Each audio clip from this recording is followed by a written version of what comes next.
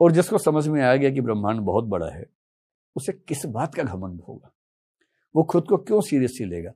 कायदे की बात है कि मुझ में और धूल के एक कण में अंतर इतना कम है, पर वो देखने के लिए मेरी नजर नहीं चाहिए, इस पूरे ब्रह्मांड को समझने वाली नजर चाहिए।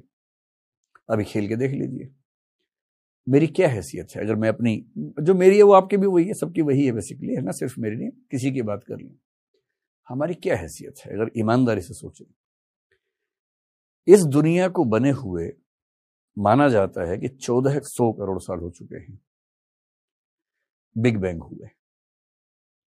इस पृथ्वी को बने हुए लगभग 450 करोड़ साल हो चुके हैं। मनुष्य का जो जीवन है, उस जीवन की उत्पत्ति को 370 करोड़ साल हो चुके हैं। होमोसेपियंस को बने हुए 3 लाख साल हो चुके हैं।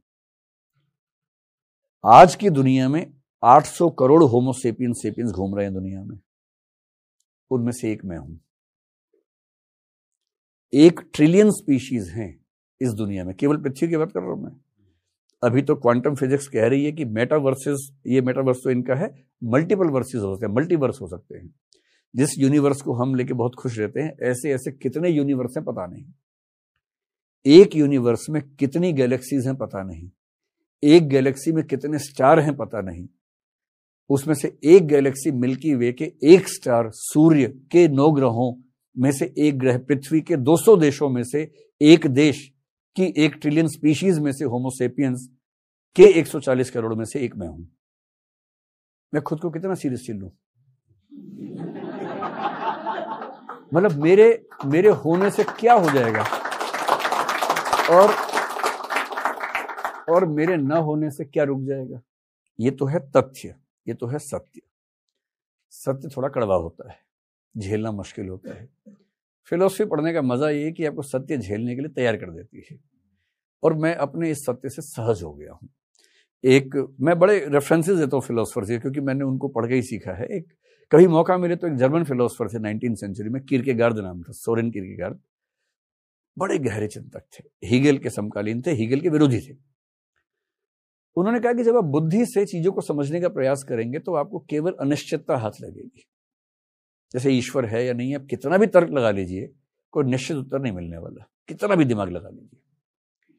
ये अनिश्चितताएं आपको बेचैन कर देंगी, विह्वल कर देंगी, और लंबे समय तक बेचैन रहने के बाद आपको अपने अंदर से एक उत्तर मिल जाएगा, और वो उत्तर फैक्चुअली करेक्ट हो या ना हो, वो आपकी अंडरस्टैंडिंग के लिए, सुकून के लिए पर्याप्त उत्तर होगा।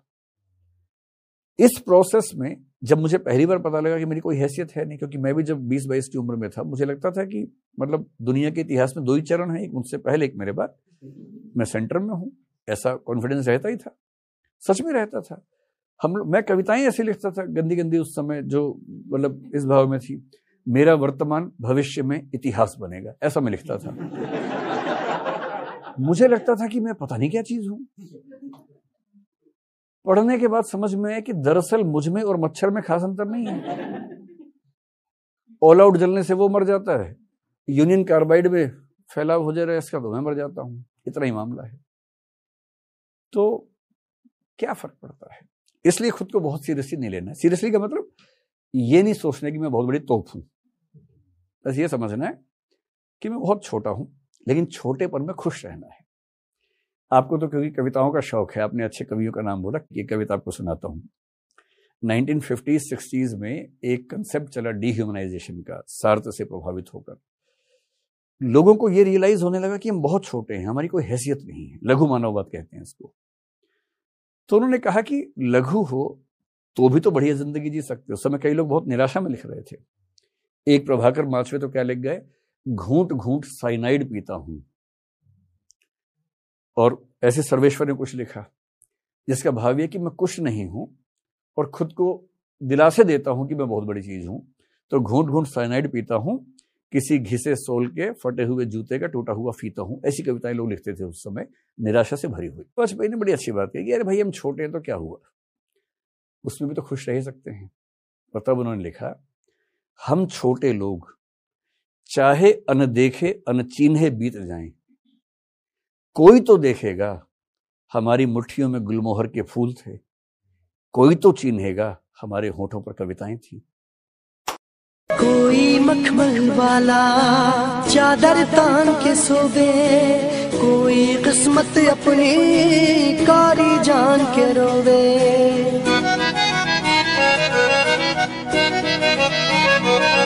ओ कोई मखमल वाला चादर तान के सोवे, कोई किस्मत अपनी कारी जान के रोवे। बिरले हो रातों में आसमां ओढ़े, अंधेरी गलियों से रास्ता खोजे।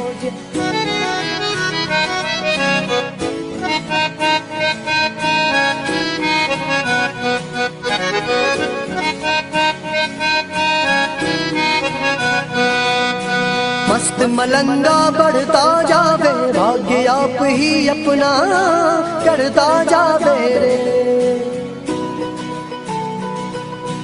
जिसके सर पे